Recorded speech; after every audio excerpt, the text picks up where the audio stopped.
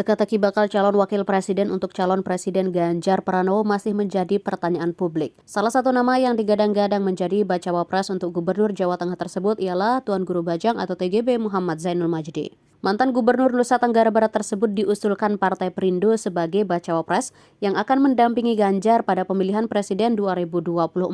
Peneliti Pusat Studi Demokrasi dan Kebijakan Publik UIN Mataram Dr. Ihsan Hamid mengatakan, peluang Haji Muhammad Zainul Majdi sebagai bacawa pres Ganjar cukup besar. Ihsan yang juga dosen UIN Mataram itu melanjutkan, meskipun peluang TGB cukup besar, namun ada beberapa indikasi yang perlu diperhatikan. Indikator ini bisa digunakan untuk mengukur persentase peluang TGB dipilih sebagai bacawa pres Ganjar. Menurut Ihsan, ada 3 alasan figur politik akan dipilih sebagai bacawa pres.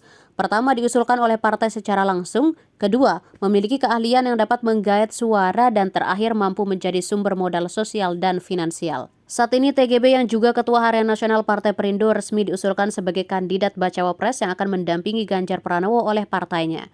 Partai Perindo, kata Ihsan, merupakan partai non-parlemen yang justru akan memperkecil kemungkinan TGB akan dipilih sebagai bacawa pres. Hal ini dikarenakan Perindo tidak mampu melengkapi akumulasi ambang batas atau presidential threshold. Meskipun Partai Perindo sebagai partai non-parlemen, lanjut Ihsan, TGB memiliki keunggulan dari bacawa pres lain. Seperti sosok TGB yang dikenal sebagai tokoh religius, mampu diterima oleh publik tidak hanya di NTB namun juga secara nasional. Tapi ini bicara soal peluang, maka saya pakai pintu masuk itu. Nah, ya, kenapa itu penting? Karena ini juga menjadi hal yang utama, menjadi indikator tadi.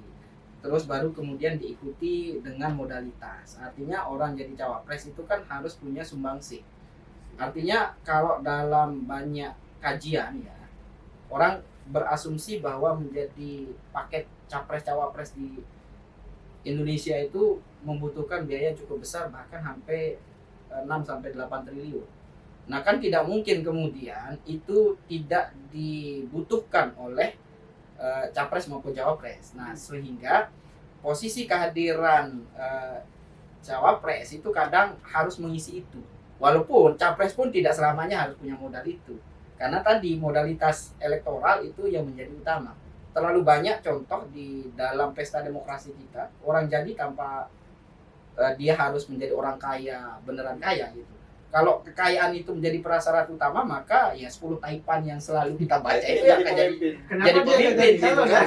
Ya, kenapa dia tidak jadi calon? Tapi nyatanya bukan itu. Tapi dalam konteks demokrasi elektoral seringkali kadang itu dipertimbangkan. Maka kenapa kemudian sosok-sosok seperti Sandi, Erik itu menjadi pengisi 1-2 sebagai hasil survei tertinggi, ya dia punya itu.